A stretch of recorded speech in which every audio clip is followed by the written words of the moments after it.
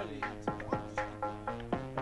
прави много хубава игра сега на Джеферсон, излъга двама. Тази съм случайно успя да се излъгне. Много добра игра сега на Джеферсон, техничен футболист, продължава неговия рейд, там си да се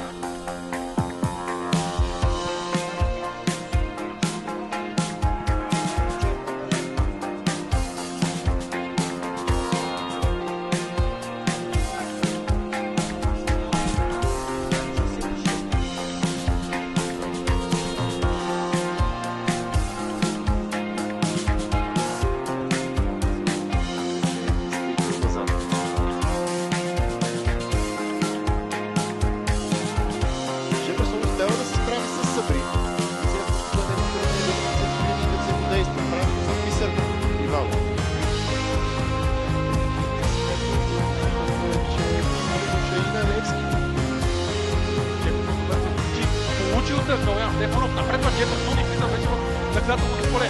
Пас към Бисер Бонев, удар на плеймейкърът на Крумовград. Топката преминава дясно за вратата. Много опасно положение беше това. Виждаме колко добре разиграха домакините.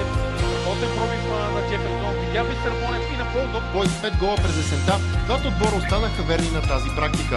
Това едва ли толкова се усещаше след нулевото първо полувреме, но ситуацията се промени малко.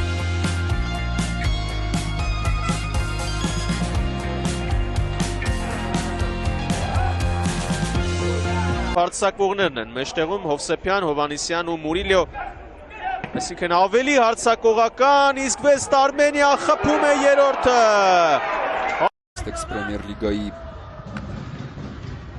6-րդ տուրից այսօր մեկ հանդիպում կայացել է Վայ Գևորգյանի բանը նվազագույն հաշվով հաղթել է ԲԿՄ-ին։